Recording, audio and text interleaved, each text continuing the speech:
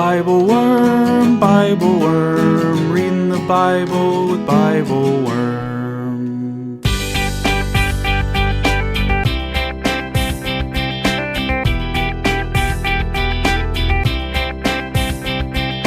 Welcome to BibleWorm, getting to the core of the biblical text. I'm Dr. Amy Robertson, Director of Lifelong Learning at Congregation Or Chadash in Sandy Springs, Georgia. And I'm Dr. Robert Williamson, Professor of Religious Studies at Hendrix College and Theologian in Residence of Canvas Community in Little Rock. We're here every week to discuss the biblical text, both as biblical scholars and as people of faith, one Jewish and one Christian. This week, we read Matthew chapter 22, verses 1 to 14, a parable of a wedding banquet that a king plans for his son, but it doesn't go quite as expected. We loved thinking about the combination of obligation and joy and grandeur and intimacy baked into this story. We really loved the idea of a last-minute invitation to a mixed multitude of seemingly random people to come witness these nuptials when the first group of invitees didn't quite work out. And I'll be honest, we struggled with how to make sense of the fact that one person from the latter group is found unprepared. How could he have been prepared when there was no time between the invitation and the party? Moving from the register of the story into what we think it is trying to teach about the kingdom being described, maybe that's exactly the question this text wants us to sit with. If there's not going to be time later, how can humans best prepare, each of us, right now? Thanks for being with us.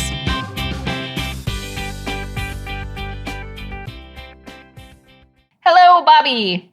How are you? Hey, Amy. I'm good. How are you? I am going to answer you with what the internet claims is a quote from Charles Darwin in 1861. That was not what I was expecting. Okay. I came across this today in the land of like internet nonsense, and it just keeps making me laugh. It's going to make me laugh now. I am very poorly today and very stupid and hate everybody and everything.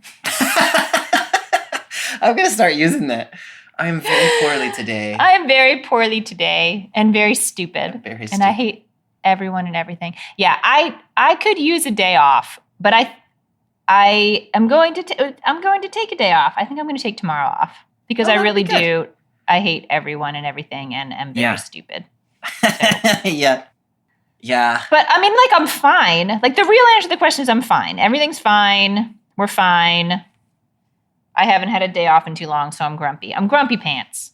It's so funny because, like, I'm an academic, and so I'm like, it's so long until spring break where I get a week where I don't have to go to my job.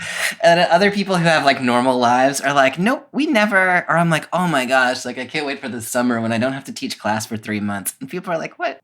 Well, I mean, but you're doing other stuff. I work super hard during, like 14 weeks at a time.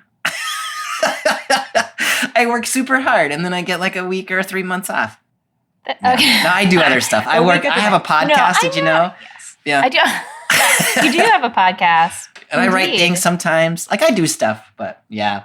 So whenever I complain about things, I'm reminded that in the real world, there's less chunks of time. I don't know. I don't totally buy that. I mean, I think my rabbi has about a month left of maternity leave, so I think I'm going to point my finger at the additional workload for the cause of my grumpiness. But it might actually be that I have an unpleasant disposition.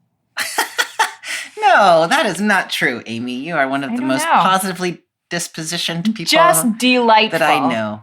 Let's see how delightful I can be in the next hour of conversation about a really kind of challenging parable. It did not go where I thought it was going. Yes. I really had a surprise. It has a surprise ending. There is a version of this parable in the Gospel of Luke. We're in the parable of the wedding party today. And there's a version in the Gospel of Luke. I can't remember if we read it together 2 years ago or not, but it's one of my most favorite texts in the whole of the New Testament.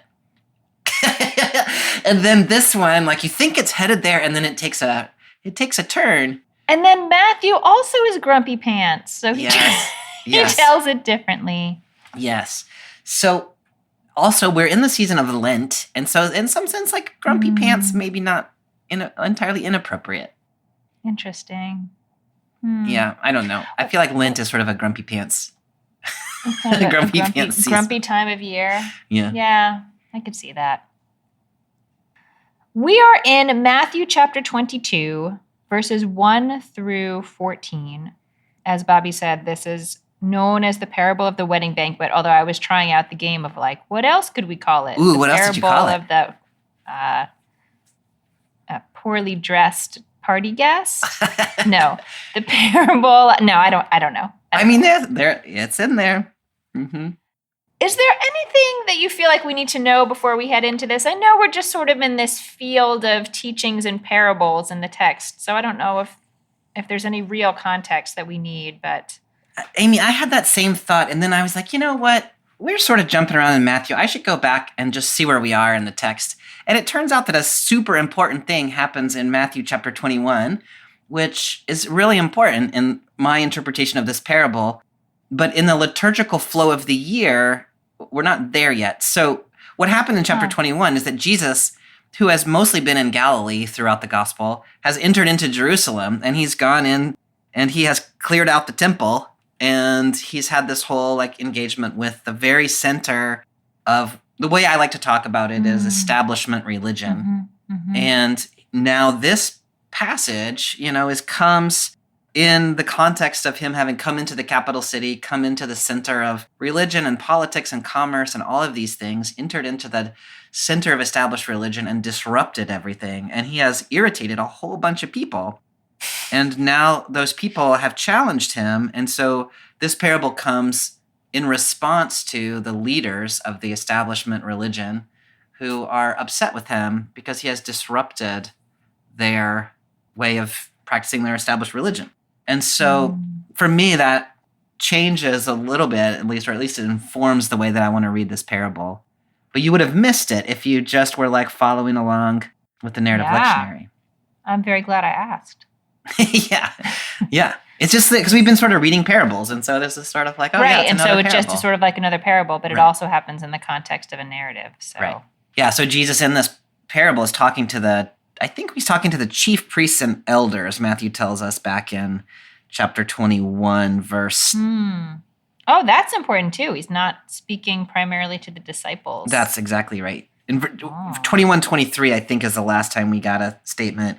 Jesus entered the temple. The chief priests and elders of the people came to him as he was teaching, and then they've been going back and forth, and Jesus has been telling them these parables. And so he's in the temple. He's disrupted things. He's talking to the chief priests. Like, he is in the center. He's in the center of it all right here. Yeah. Very interesting. Well, should we dive into this challenging parable? Oh, actually, there's one more place where Matthew tells us, just like 2 verses before we start, Jesus tells some parables in chapter 21, and then the chief priests and Pharisees heard the parables, and they knew Jesus was talking about them. They were trying to arrest him, but they feared the crowds who thought he was a prophet. And then our passage picks up. So Jesus is telling this story that we are reading here today in the context of the chief priests, the elders, the Pharisees are upset with him and trying to arrest him for things that he has been doing in the center of established religion. And this is Jesus' response to them. So that's a pretty fraught context. And it seems like maybe there are crowds around too that are supporters of Jesus. Yes. They feared the crowds who thought he was a prophet. That's exactly, that's important. Okay. Well, let's see what happens next. Let's do it. Let's see what story Jesus chooses to tell at this moment. We are in chapter 22. I am picking up in verse 1, and I'm reading from the NRSV. Once more, Jesus spoke to them in parables, saying, "The kingdom of heaven may be compared to a king who gave a wedding banquet for his son. He sent his slaves to call those who had been invited to the wedding banquet, but they would not come. Again, he sent other slaves, saying, 'Tell those who have been invited, look, I have prepared my dinner, my oxen and my fat calves have been slaughtered, and everything is ready. Come to the wedding banquet.' But they made light of it and went away, one to his farm, another to his business, while the rest seized his slaves, mistreated them, and killed them. The king was enraged. He sent his troops, destroyed those murderers, and burned their city. Yeah. I am already like having to hold myself back a little bit from stepping out of the parable and trying to assign things. Sure, so yeah. I'm just saying that so you can hold me accountable here. I want to note one thing sort of before we start from the world of Jewish teachings, and maybe this comes into Christianity too, I'm not sure. A wedding banquet is not just like he's having a birthday party. Like there really is like a commandment, an imperative to celebrate with the bride and the groom. And so the fact that no one is paying any attention to the fact that there's this wedding happening is not just that they're being rude. It's that they are like actually skirting a responsibility. Oh, that's really important. That's interesting. And I was trying to think about why that's a responsibility, which maybe is a little bit beyond what we need to do. But I'm trying to think of like why is the wedding the event? I don't know. Do you have associations with weddings in particular and why you need a whole bunch of guests there? I mean, just this is not an informed response. It's just sort of my own personal thoughts about it. But to me, like your wedding is one of the most important things that I like. It's one of the few, like when I teach my religion course here at Hendrix, the way I frame the religion, when I have one day that's like life, like life events in Judaism or life events in Christianity. And it's like birth and naming and then like a rite of passage and then marriage and then death, And it's like, so when you think about a human life, like the marriage, like that's really important. And it's, it's the transfer of this is my child who is now joining this other family. And I want everyone to come and acknowledge and celebrate. Like it's really an important moment. To me, that's really helpful to say. It's not just that this guy has invited people over for dinner on a Tuesday and they've said like, oh, I've got other things to do. But always try to go to the wedding, and I just feel like that's just true. Yeah. Like I don't mean to like reify marriage as the only thing that keeps society's structures going. Sure, maybe that was more true in ancient times than now. I honestly don't know. But it really was, as you're saying, like it sort of is the beginning of the next generation. Yeah. It's like the foundation that's going to be for this new family to grow up, this unit that people like provide daily care and love to each other. Our society really was built with the idea that that's happening, which is, in some ways problematic now, but that's a different story. So yeah, it was a big deal. It was a big deal. Yeah. One of the things that I noticed in the Common English Bible, which I'm reading, in verse 4, the king says, I've butchered the oxen and the fatted cattle. The NRSV said my oxen and my fatted cattle or something like that. And I looked at the Greek and the my is actually there. I think that's really important that there's something really personal. Like the king it's the king's child. It's the king's celebration. It's the king's, like, here's this thing that I have prepared for you. I've taken something of mine and I'm offering it to you. And then the emphasis on the people who say, no, I can't come. It's like he had to go to his field. He had to go to his business. So there's this sense of like, there's something personal being offered. Like the king is inviting you into like a communal experience. Yeah. And then your own like personal commitments are trumping. I don't not your, but like no, that's a really helpful way to think about it, I think, because this like a wedding is personal, but it's also communal. And you know, again, in the Jewish tradition, you have to have a certain number of witnesses in order for it to count, as a wedding. You need people to show up in order for it, that you can't just do it on your own. But you're right. People are going about whatever their business is. This phrase, they made light of it. It's very humiliating. Yes. I would imagine. Like it's no big deal that you're having that you're having a wedding. And when I first read it, I imagined they sort of like made fun of it. But now that you're saying that, I don't think that's necessary. I think just thinking of them as saying, well, I have something more important to do. Right. That in and of itself makes light of, the sort of grandeur or significance of going to the wedding. Because I mean, tending to one's field or tending to one's business, like those are important things, but those are like everyday things. Yes. And this thing that the king is offering is not an everyday thing. This is like a once in a lifetime or, a very special moment for the king and his family. And so for the things of everyday life to be more important than these like crucial moments in the life of a community member. Yeah. That is making light of it, even if you're not like, oh, haha, like silly wedding. I think that's right. Mm-hmm. Bobby, why on God's green earth would the people then start attacking the people who came to invite them? Like, I really... Yeah. That's just bizarre. The other part, I'm like, okay, that's bad behavior. Yes. You shouldn't do that. Yes. But then you like punch and otherwise mistreat, I don't know what that means, the people who came to invite you. Why? How does your verse 6 read in NRSV? While the rest seized his slaves, mistreated them, and killed them. Yeah. Killed them. Right. Yeah, that's an important word. Punched them to death. No, I don't know how that went, but... Amy, this is one of the places, I mean, I know that we talk all the time about staying within the parable before you try to relate it to something else, but it's really hard to do here because it makes zero sense. Because nobody would do that. Right, exactly. And I mean, maybe that's part of the point is like, this is such a ridiculous thing to imagine in a story. So why on earth is it happening in whatever other realm we want to think about? But yeah, it's totally like, I don't want to come to your wedding because I have to go to my field is like one kind of thing. But like, because you invited me, I'm going to beat you up and kill you is like, I just don't even know. I don't know how to make sense of that, what on earth those folks are thinking. If you move beyond the parable, can we move beyond the parable? Yeah. Okay. Yes, we can move beyond the parable. And the only tiniest way I could start to make sense of it is that the people know they're doing the wrong thing. Yes.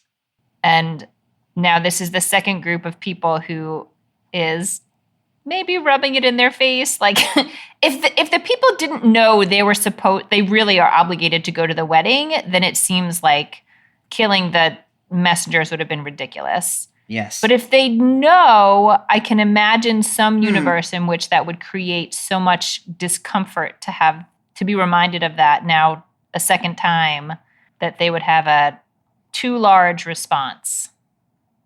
Yeah, I can see that you sort of are struck by, it's like, I mean, in a very, very small way, like when somebody calls me on something that I have not intended to do, I feel and you feel like guilt and shame. Like my first response often is to become angry with people for having pointed out this thing, right? Before I have my more reflective moment. Is that kind of what you're saying? Like, yeah, I think that's what I'm saying. They realize there's an obligation that they haven't lived up to. Yeah. Yeah. I can see that. Yeah, I can see that. And so like, leave me alone, King. Like, I don't want to come to this. Like, I know I have the obligation, but I don't want to live up to it. And so I'm angry. I'm angry that you are, waving in my face my obligations and failures. Yeah. That sense of obligation changes the way that I read this a little bit because I've been sort of reading this as like, it's an extension of hospitality and they're angry about the king's extension of hospitality. Which is even more sort of incongruous. But when you say there's also some sense of obligation attached here, then it makes more sense to me. Like it is hospitality. It is hospitality that has a sense of, and also you're supposed to do that as a good member of the community. Mm-hmm.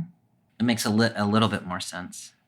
Bobby, before we move out of the parable, which I don't know if we want to read through all of it first, but you mentioned the possibility of that. Can we just talk about the king's response and just as a human story? Oh, yeah. As a human story, where do you think it comes from? Like what emotional or psychological universe do you sort of project onto the king? I mean, Like, I do not love what the king does here, but in the Well, sense, sure. like what would you do? Like, the king is not initiating the violence in this text. The king is meeting violence with violence. That's true. And so he has sent his servants in good faith out to the people to invite them to a wedding. Mm-hmm. And their response has been to beat them up and kill them. Mm-hmm. And so, like, if you're the king... Yeah. Yeah, it almost sounds like Sodom and Gomorrah when you talk about it that way. Yeah. Like, what is going on? Yeah. Yeah. I mean, I think that's right. And I think that's a helpful, like, the king is powerful. The king has been embarrassed. Like, the king's people I don't know how the king feels about his servants, but, like, they're your people and you've sent them and they've gotten killed for no reason. Like, that's really helpful. I think I kind of glossed over that part of the text. I don't know. Because I was imagining, like, is the king hurt? Does he have a sense of entitlement because he's the king? He's not just like Joe Schmo. But you're right. He also is meeting violent, unacceptable behavior with punishment. Yeah. So maybe he moves into king mode instead of just, father of the betrothed mode. I think that's right. And I mean, maybe all of that's caught up in there in some ways, like responding to violence with violence. And also he has been embarrassed. And also he is the king. Yeah. And there is a social shame that comes with being rejected. And, people think they can get away with this. Like, I think that is probably reasonably part of his response as well. But protecting his people and, saying, well, I tried to be kind to you and you didn't accept my kindness. You responded to my kindness with violence. So what other path is there? It reminds me a little bit of texts we've been talking about, even just in the last few weeks about, as you judge or as you judge others, so you will be judged and things like that, where in that case, God, but here the king. Yeah, it reminds me of the story we talked about a couple of weeks ago about the servant who, owes $7.5 billion and the king forgives it. And then tries to take it out on another servant, and the king's like, oh, okay, if that's the way you're going to be. And this reminds me a little bit of that. I tried to extend hospitality. You not only rejected my hospitality, but you killed my messengers. What is there left for me to do but follow your lead? Now, I don't know if, I would love for the king to have been able to muster something other than that, but it is not entirely unreasonable to me that that's where the king comes out. Yeah. Do you want to talk about the other register for this now, or continue reading and then do all that at the end? Our commitment has been we're going to try to read these parables as parables before we try to connect them to anything. So onward. Let's carry forward. Okay, are you ready to move on? I am. Okay. Picking up then in verse 8. Then he said to his slaves, "The wedding is ready, but those invited were not worthy. Go, therefore, into the main streets and invite everyone you find to the wedding banquet." Those slaves went out into the streets and gathered all whom they found, both good and bad, so the wedding hall was filled with guests. I like this part. I do too. This reminds me of Luke's version of this story. Yeah, oh, yeah? So nice. Well, tell me what you love about it or what like about it. I mean, I love, again, from the sense of thinking of a wedding within a community as having ramifications for the community and needing witnesses and needing people to bring energy and joy, and that actually anyone can do that. It is nice and good and wonderful to have people that but it is also, I think weirdly nice to have just, random people who can witness your joy and love. And yes, I don't know. I don't know how else to talk about it. I just think it's wonderful sometimes to, I don't know if it's a random act of kindness. That sounds so lame, but to participate in this intimate moment in someone's life just because you're a person in the community, not because you've known them since they were little. And, it reminds me of, I talk often to my own community about there's a little bit of a difference for me between being with your community and being with your friends. Yes. And I hope you have friends within your community, but not everyone in your community is going to be your friend. And that's okay. And actually good. That's great. And so I feel like the first group of invitations was to the friends. Yes. The friends really did not show up. And so there's this whole broader community, and I think that's lovely. I love that too, Amy. And I do think the king probably initially invited friends, but I also think that there might just be some sort of social status that there are certain kinds of people that the king is supposed to invite. And so the king invites the sorts of people that kings invite, people who have businesses and fields and things to attend to. And those people didn't show up. And so the king says, oh, I'm going to invite the people that I'm not supposed to invite, the not socially required people. And so there's this image here of going out in the roads and the byways and like going out of the center of town and like gathering the people in. And so it's somehow this rejection of the invitation by the people who are supposed to be there has led to this greater community of people who probably don't get invited to weddings, especially the king's weddings. The king's wedding. Yeah. Or the wedding thrown by the king. Mm-hmm. Mm-hmm, mm-hmm. So yeah, I really love that image. It reminds me of when my daughter was baptized. She was baptized in my wife's church, which is like the big Presbyterian church in our place in Little Rock. But I was at Pastoring Mercy Church at that point, and so we invited all of my Mercy Church community. Mm-hmm. And it reminded me a little bit of this parable. It was like this mixture of people from like people who are pretty important people in the world, and people who are, sleeping behind the dumpster behind the barbecue place. And they were all together in this place for that little celebration. We all had a meal together. And, this parable was in the back of my head, or at least probably Luke's version of it, which is nicer. But trying to figure out how do you create those communities that are not just your friends, like your longtime friends or the people you're supposed to invite, but are just like people, like recognizing that we're all community. Yeah.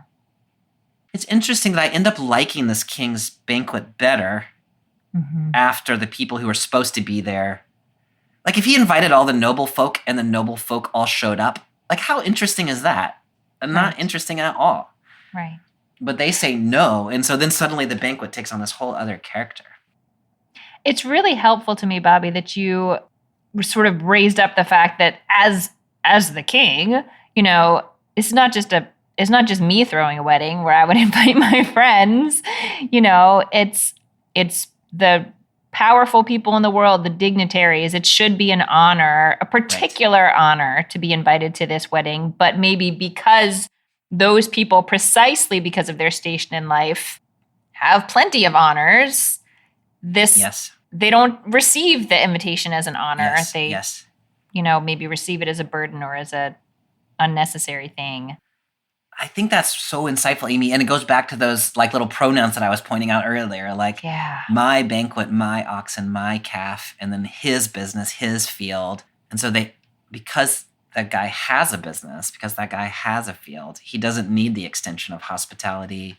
He's tending to his own things, which prevents him from experiencing the hospitality of the king. Mm-hmm. These other folks seemingly don't have very much, and so they do come. And then putting together, as you just did, those pronouns, the first person pronouns in particular, my oxen and my calves, with the fact of the king's station in life, I don't know, it paints this much richer picture of like someone who, yes, he has a lot of power and invites the noble folk to come and do all of that stuff. There is this sort of like pomp and circumstance. Is that the right word? Pomp and circumstance? Yeah. It is? That just sounded really weird coming out of my mouth. Okay. Isn't that when you play the song you play in graduation? Yeah, like all the, ritual grandeur that would come with a wedding that the king throws. And also the king is a guy. Like this is his son. Yes. And he has taken his cattle. And like there is also this sort of intimacy about it that maybe people forget, that even people who are in power are humans and people too. They're people. Okay, so they have this like, mixed multitude that comes for the wedding. Yeah. Is it strange? It was a little strange to me, or striking, I guess, that it described people as both good and bad. Yeah. Not like both rich and poor or both powerful and, whatever. But like, it is giving you a judgment of their character. Yeah. But it's not distinguishing them like good in, bad out. It's right. No, that's right. It's giving you their character, and then it's saying, and then they all got gathered in. Yeah. Does that just seem like, I don't know. I guess I just think it's a little weird to have a character judgment in there, but I don't know. Maybe it's. Why is that there, Bobby? Why is it there? Tell me why it's there. Yeah, I don't know. I mean, it's so interesting because on the one hand, it is a character judgment. On the other hand, it is exactly not a character judgment, right? Because it's saying you're good and bad, and I'm going to bring you into the banquet. And so at the end of the day, it doesn't matter whether you're good or bad. You're gathered in. I recognize this thing about you, but it doesn't. I'm not doing anything with that information. So I kind of read it as like indiscriminately bring people in. And, like maybe they're good, maybe they're bad. We can sort it out later. Yeah. But we don't have to use that good and bad, whatever that means, as the benchmark for whether or not you're invited into this banquet.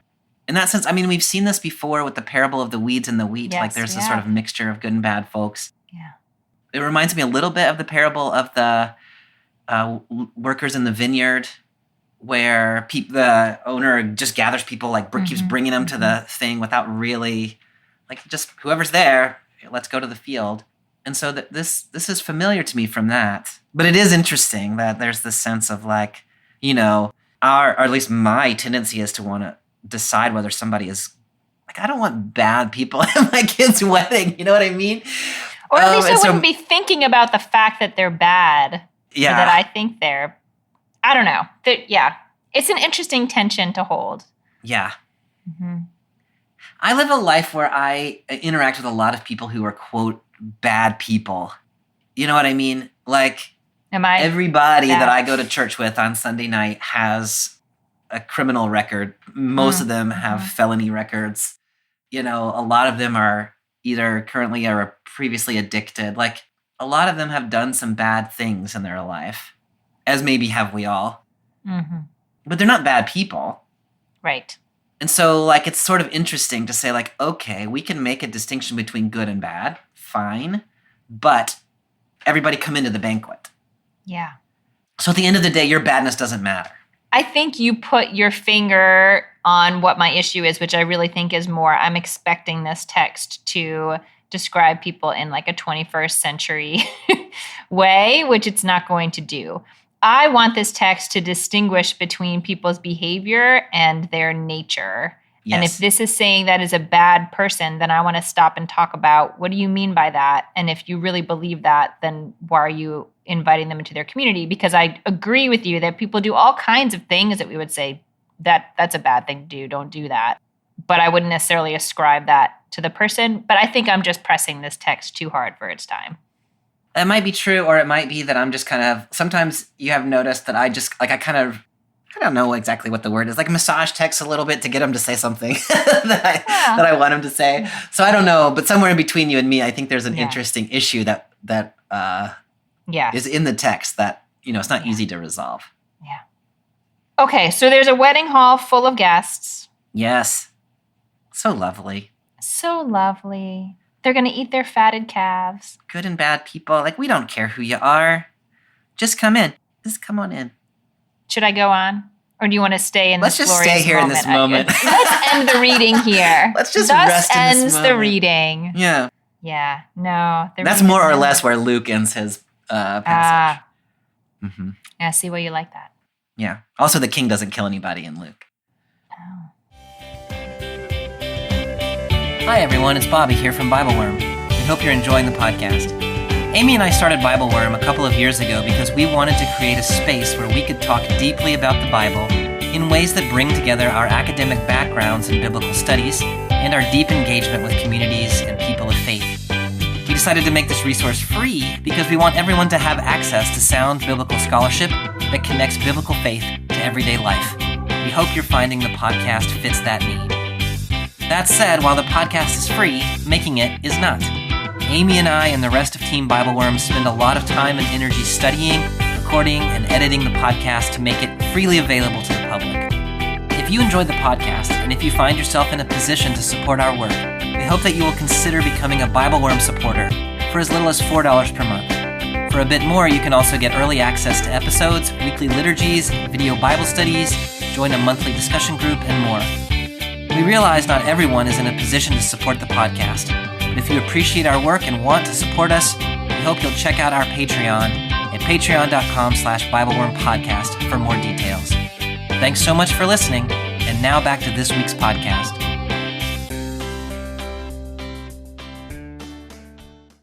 Maybe we should just read Luke. You want to start over? Our text today is... No, I'm grumpy. We're going to read the version with the killing. Okay, should I pick up in verse 11? Yes. Ready? Okay. But when the king came in to see the guests, he noticed a man there who was not wearing a wedding robe. And he said to him, "Friend, how did you get in here without a wedding robe?" And he was speechless. Then the king said to the attendants, "Bind him hand and foot and throw him into the outer darkness, where there will be weeping and gnashing of teeth. For many are called, but few are chosen."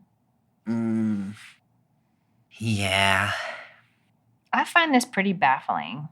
Yeah. Can you describe your bafflement? I mean, I think I can probably guess, but can you put words to it? Well, I mean, some of it is kind of simple-minded, I think. But when it says he's not wearing a wedding robe, I guess that means he's not dressed appropriately, whatever that means. Right. The king speaks to him so kindly. "Friend, how did you get in here without a wedding robe?" And the man doesn't say anything. I don't know what it means that he's speechless. Like, how did you get in here? Like, it sounded like it was this big open invitation for people to come in. And now it sounds like there were maybe people at the door who were checking something. But he asks in such a friendly way, as though maybe the man will say, like, "Oh, I spilled wine on it and it's drying in the men's room." Like, I'm confused about that whole first part of the, I don't know. Yeah, I guess maybe I keep trying to jump into the allegorical register, and that's not where we're trying to be yet. But like, did the man not know he was supposed to wear a robe? Did this man sneak in? Yeah. Can you sneak into something where there's been a big open invitation? Yeah. So a couple things there. One is that word "friend" sounds really nice, but Matthew only uses it a couple of times. The last time he used it was in the passage that we previously read a couple of weeks ago, the workers in the vineyard. And it's the vineyard owner uses it to talk to the people who worked all day and then were upset. He says, "Friend, I did you no wrong." So I don't know, the word "friend" is Matthew's There's a little edge about characters use it has a little edge. Yeah. It's so, I mean, I use that. I call people friend, and I actually do it because our old professor, Carol Newsom, did it, and I liked it, and I didn't know it had anything to do with the New Testament. Maybe it didn't, and now I'm like, oh, it also has an edge about it. Maybe I should stop doing it. Okay, friend. Okay, friend. I have a word that I use. So I call people friendo when I want to use it, when I want to call them this way, when I'm like annoyed with them, but I don't want to call them something super rude. I say, "Okay, friendo." And so like, maybe that's how we should read the king, as being like, "Okay, friendo, how did you get in here?" Amy, what's more remarkable to me in this passage than that this guy does not have a wedding robe is that all those other people did have a wedding robe. Right. You know what I'm saying? Yeah, yes. Like, they were just out minding their business, like on the outskirts of town, like walking down the road, and then people were like, "Hey, let's go to a party." And then they had a wedding robe? Like, that's amazing. And so the fact that this guy doesn't have one, to me, is like, of course he doesn't have one. Like, he didn't know he was going to a wedding. Right. But here he is. And then that even actually makes it even more perplexing, right? Yeah. Because now the expectation seems to have been that you should have just been walking down the street with a wedding robe in case the king called you to a wedding, which the king has never done before. and probably will never do again. Mm-hmm. Which makes the parable kind of weird. Like, I mean, I think that's really, I think that's really important. That this is not something, the king seems to have an expectation here, which is an entirely unreasonable expectation in my mind, is how I read it. It doesn't help me with anything, but. Do you think the fact that he doesn't have a robe indicates that he was not one of the people who was invited from this mixed multitude? I don't read it that way, but I see how you get there. So you read it as like a bunch of people had been invited, so they went home, got their wedding robes. Yeah, and they then were all other piling guys in. This guy was like, "Ooh, I'm going to sneak through the gate." I like that reading, actually. Like, that sort of helps me. Like, he's not supposed to be. He wasn't actually invited. I don't know. But then verse 14, many people are invited. Yeah, right. I was just thinking makes that. It sound so like now it guy. seems like they did call all these people in and then kick some of them out. Yeah. The thing that gets me is they don't just kick him out. Yeah, that's exactly. Like, the guy just, like, he was just minding his business, having a lovely stroll in the countryside. He got rounded up into this wedding, and then he didn't get just, like, kicked out. He got bound and thrown into the darkness. Yeah. Like, that's just, that part really bugs me. Like, if he got kicked out of the wedding banquet, then I'd be like, okay, whatever. Like, fine. Next time you should carry a wedding robe in case the king invites you to a wedding. Yeah. But he got bound and cast into the darkness where he's weeping and grinding his teeth. Like, that makes me sad for that guy. Yeah. I mean, I think, well, I don't know. Maybe this is the time that we should try to actually read this as an allegory, unless you have more things to say about this weird wedding scenario. I mean, the only other thing that I would say before we try to, like, move to the context is this has been a theme for Matthew, that there is sort of a general gathering followed by a separation. So I'm thinking back to the parable of the weeds and the wheat again. Like, there's the part of that parable where it's let everything grow and nurture everything, and then when it's gathered into the barn, then we'll throw the weeds in the fire. This, at some level, is another version of that. There is a general gathering and then a separation. Yeah. It's articulated differently, which I think maybe leads us to different sort of conclusions about it. But this is not completely surprising coming from Matthew's Jesus. That's really helpful to me, Bobby, because I think precisely the fact that now we're talking about humans, and so I'm like empathizing. It's harder to empathize with a weed, but empathizing. Although you did it, I think, in that guy. I think I did. Yeah, really pushed the boundaries there. Yeah, it does. It seems to be like I, as a tried and true American raised person, I want to focus on that individual and what the individual has done or decided to do or whatever, and say like, well, it's not fair that this would happen to this guy. But I think part of what this is saying is, as you just pointed out, is like, you can't opt out of this system. Yes. I want the opt-out option because as much as I will fight against it, those are the waters I was raised in, that I have individual autonomy and choice. Yes. And this is saying you don't. Yes. No, I think that's right, Amy. It is. And and Matthew's given us this since the very beginning, that there was, the Magi came to Herod and said, "Where's the king of the Jews?" And Herod said, "What do you mean I'm the king of the Jews?" Mm-hmm. And from there we have this, like, there's two options for how you're going to live. You're going to be in the kingdom of heaven, or you're going to be in the kingdoms of the earth. And there's not a third space. And so, I think that's right. You can't opt out of the system. You've got two choices. Yeah. Like it or not. Yeah. Like it or not. Okay, so God is the king, right? Yeah. I think so. I think so. God calls this first group of people to this. Oh, it's interesting to think about what the wedding banquet is. I'm assuming the first group of people are the people Israel. What do you think? You got a weird look on your face when I said that. Well, I was going to say that I think that's headed toward an anti-Jewish reading. Well, this feels pretty anti-Jewish to me. Yeah, but no, don't read it that way. Okay, good. Help me. Don't read it that way. Don't do that. Okay, don't do that. Then who are they? Well, so here's how I want to read it. Yes, help me. Save me from myself. So if you go back to 21, 45, and 46, the chief priests and the Pharisees heard the parable. They knew Jesus was talking about them. So this is the previous parables. They were trying to arrest him, but they feared the crowds who thought he was a prophet. And so we've got sort of a division already before this parable starts between the crowds who are Jewish, who are recognizing Jesus. I see where you're and going. And then we've got the religious elites who are the ones who are sort of controlling the temple religion, which is where Jesus finds himself. What I like to call establishment religion.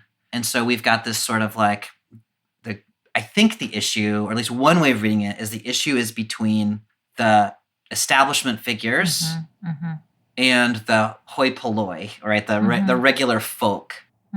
And then if you read it that way, this is a critique of at least some of the religious leaders, the chief priests, the Pharisees, the people in charge of stuff.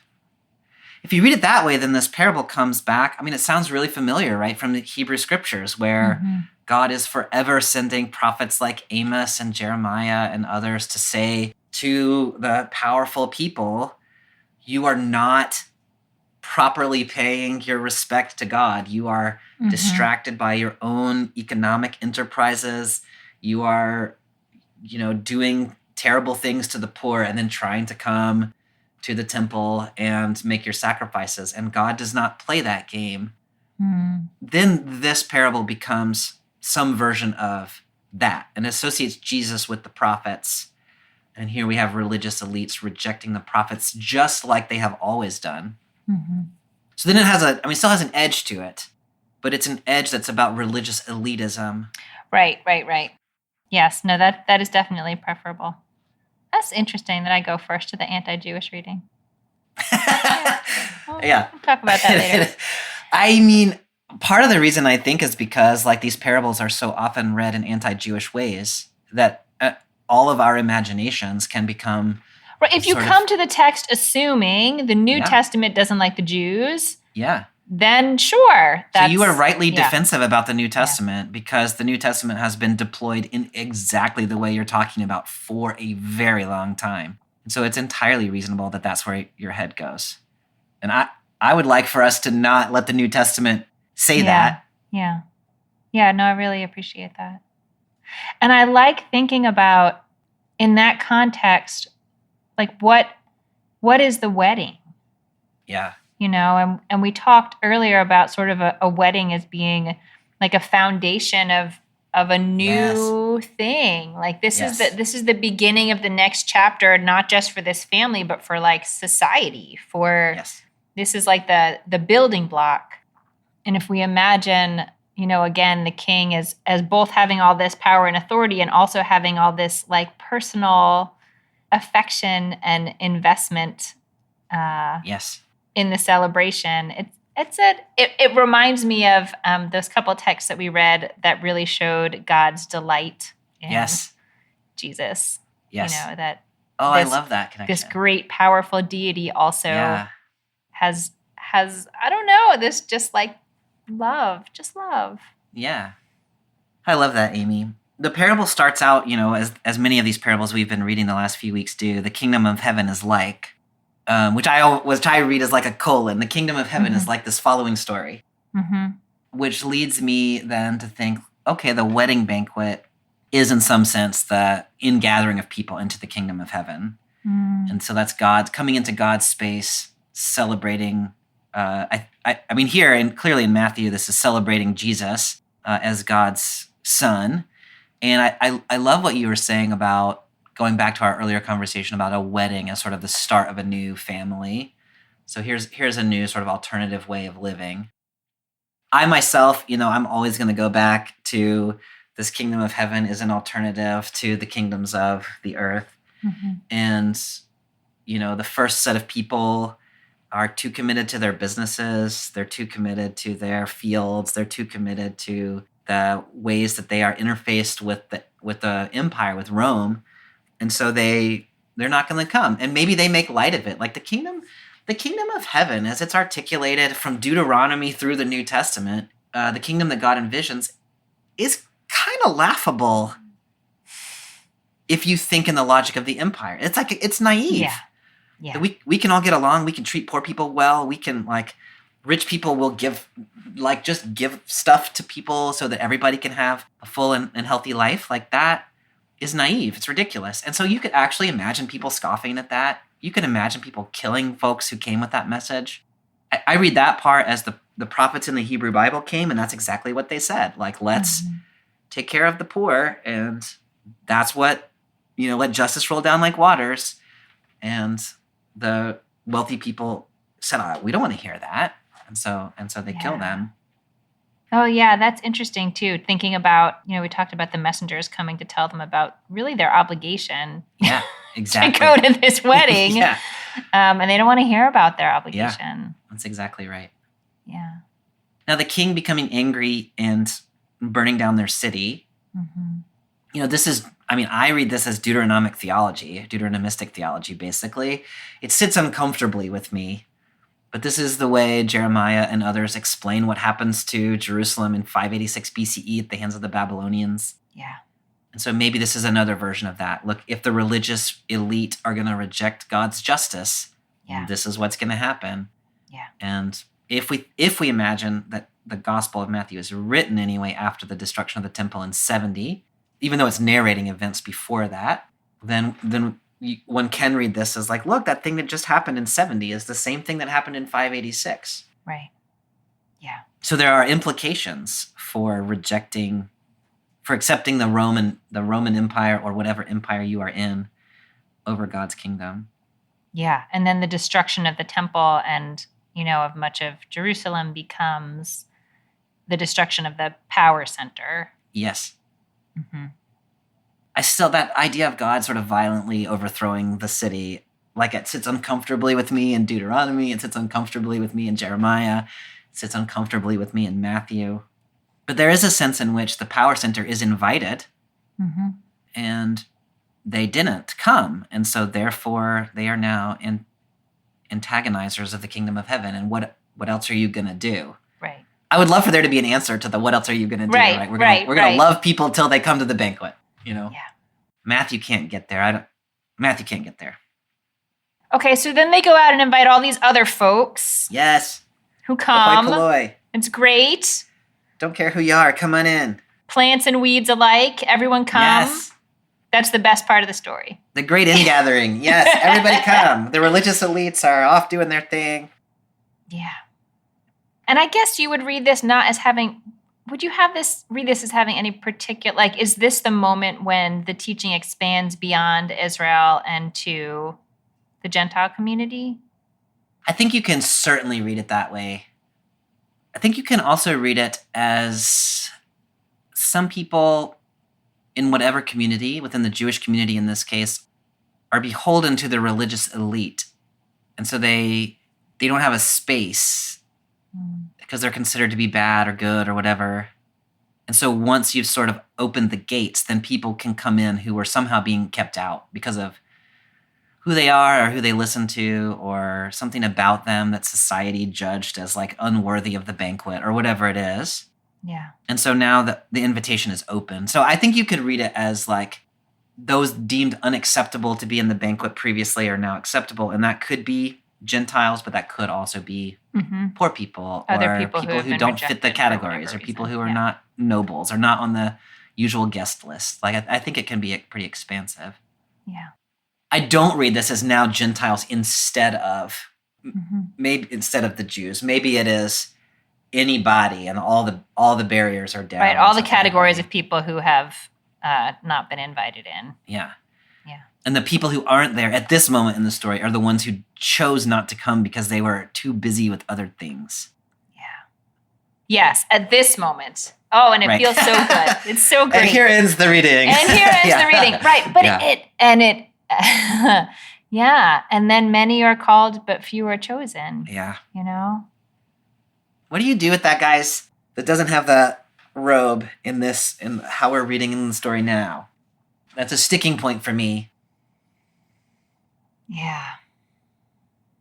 I mean, my I don't have any real information about this personally. My study Bible, the Jewish Annotated New Testament, has a note that says the wedding robe is a garment representing righteous deeds.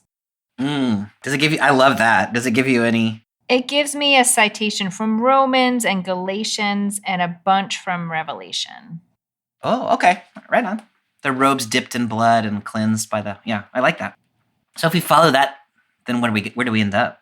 Yeah, if we follow that and take it out of this sort of realm of social expectation or, whatever honor shame could be happening based on what you're wearing at a wedding or, and any of that stuff, then it seems like this guy is there and he's not a righteous guy. Like he does not, if we imagine that somehow our deeds are reflected in our being in like an ongoing way, that we are somehow fundamentally made up of our deeds for better and for worse. Yes. The king can see that this guy is not clothed in righteous deeds. Yes. And so then doesn't hestate to say, not only you can't come to the banquet, but it's almost like, as you were saying, like we've gathered everyone in and now we can see you more closely. When you were out there, we couldn't see you, but now it's time to gather you in and be able to see you. And when we see you, there will be this judgment. Yeah. And there was no way to avoid it. It would not have been right for him to not come to the wedding. It seemed like he did the right thing in that moment, responding to the invitation. Yeah. And this is more, there were other things in his background from before that moment. Yeah, it's rough.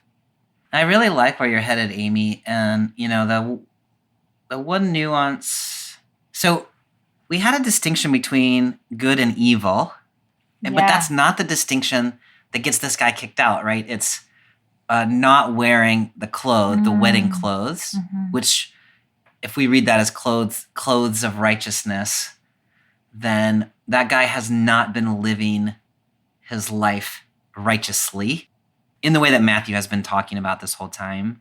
And so if you come back to this question of like, why on earth would that guy have even had a wedding robe? If you take it back to the mundane, like why would he have a wedding robe? He didn't know a wedding was coming. Well, the only reasonable answer to that is you should always be wearing your wedding robe. Right. And then that puts us in the realm of the axe is at the root of the tree. And you never know when the end is coming, right? Jesus could return at any moment. Right. And so then it becomes not like, are you a good person or a bad person? It becomes, you must live your life always at the ready. You can't sort of snooze until tomorrow doing the righteous things that Jesus and then has once you're called you invited to the wedding, then you decide, I'm going to go to this wedding because I was invited and it's the right thing to do. That's not going to work. Let me run home and grab my wedding outfit. Yeah. Nope. It's got to be like your skin. You've just got to be clothed in righteousness all the time. And then when you get gathered into the banquet, you can stay because you've got your robe. Yeah. Then it ends up in exactly the place where I end up every week, which is you got to live the life and not just talk the talk. Right? That's good, but that's a good thing. This difficult story took you back to your home base. It's one thing to get gathered into the banquet. Like that's no great accomplishment of yours because everybody got invited in. That's right. But you've actually got to have had on the right clothes. That's right. Which means to be living your life the right way. So this is a story of whatever that sort of arbitrary barriers were that were keeping you out of this wedding party or out of the, kingdom. They're gone. Yes. And God has taken care of that part. Yes. The king has taken care of that part. Yes. But that doesn't mean you don't have a part. Right. You also have a part. Exactly.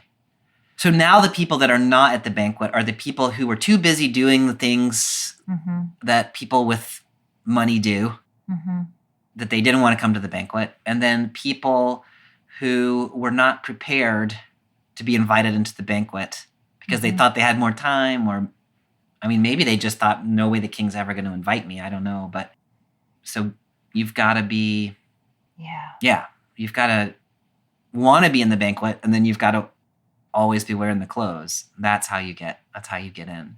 Yeah. That's how you stay in. And I keep wanting this to be just like forward looking. Like once you're here Yeah. at the banquet, now from here on out, everything's going to be fine.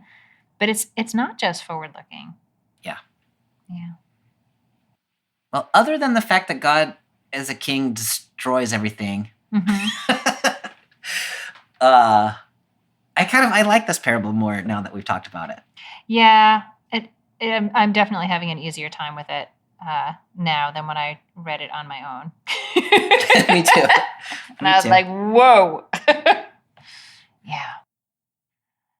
Bobby, I feel like we already have drawn out a lot of messages, especially in that conversation about how we take it into the other register. But we always close with something we want to raise up. Is there what comments can you leave us with as we draw to a close? I think for me, there's a couple things here, and it's probably the things that I say all of the time. But, when I read these stories and it's talking about the religious elite and the things that sort of separate them from the banquet, my first move is always to read myself there and to think about what are the ways that I and my community are too occupied by our own businesses, our own fields, our own responsibilities that prevent us from accepting the invitation to the banquet.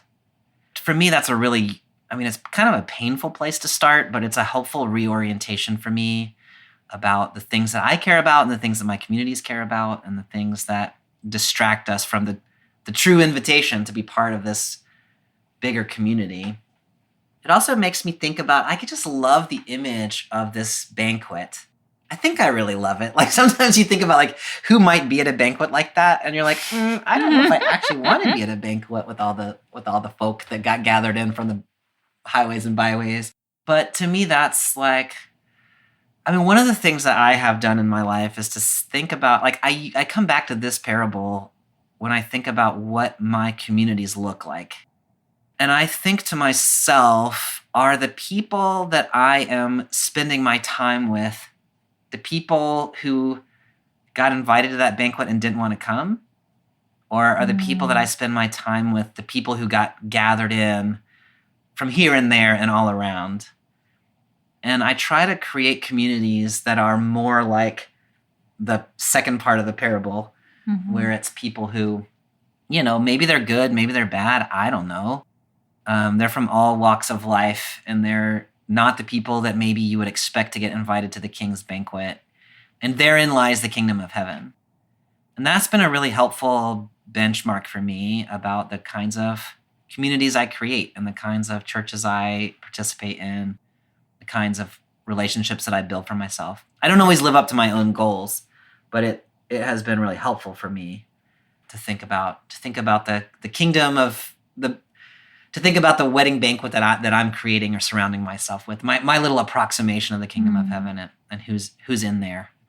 I think that's a helpful framework for thinking about this. I love that. And I say sometimes on the podcast and many times in my regular life that like community life is just a big hot mess. People are a mess.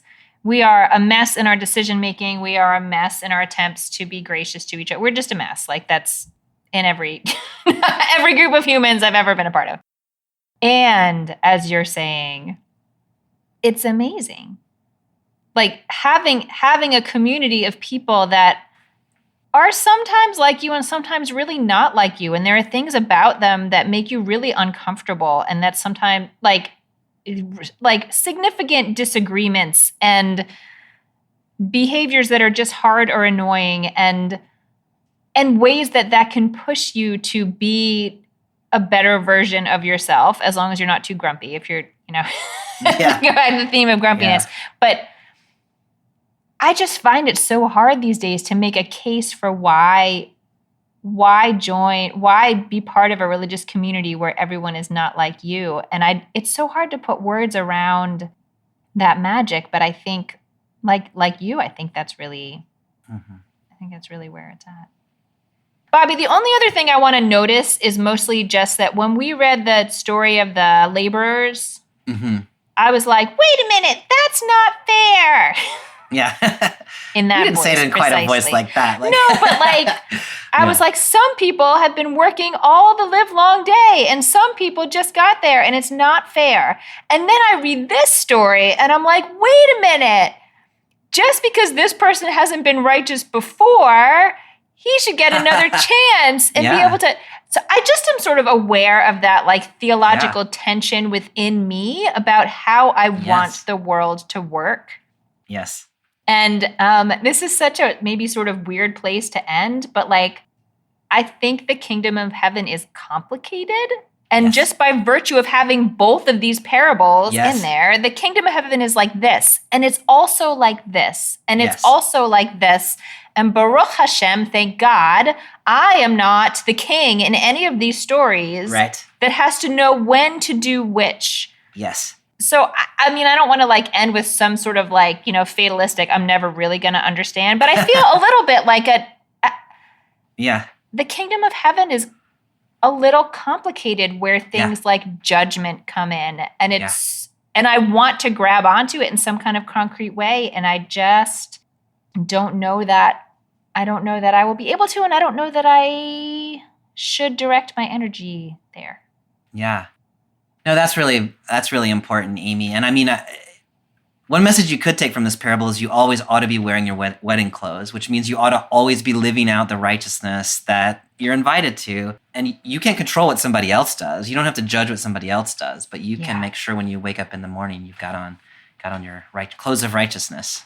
Your clothes of righteousness. Yeah, I like that. That's a good takeaway.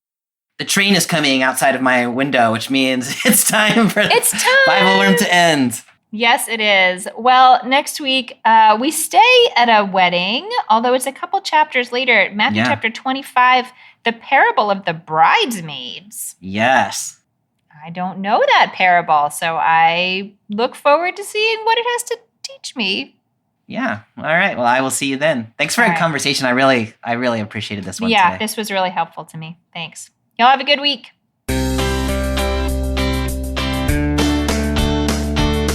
Thanks for joining us for this week's episode of BibleWorm. If you've enjoyed this free podcast, we hope you'll help us keep it going by joining our Patreon for as little as $4 per month. You can also sign up for other goodies like early access, video lectures, weekly liturgies, and more. Visit patreon.com/BibleWorm podcast for details. BibleWorm is produced by Bobby Williamson and edited by Joel and Laura Becker. Our theme song is sung by Colin Bagby, and our theme music is The World at Large by Dano Songs. Many thanks to all our Patreon supporters for helping make this podcast possible. A special thank you to our newest supporters, Randy McDonald, Mark Schmidt, Graham Gardner, and Eric Wooldridge. Join us again next week when we'll read another wedding parable, this time from Matthew chapter 25, verses 1 to 13, sometimes known as the parable of the bridesmaids. Until then, keep on digging.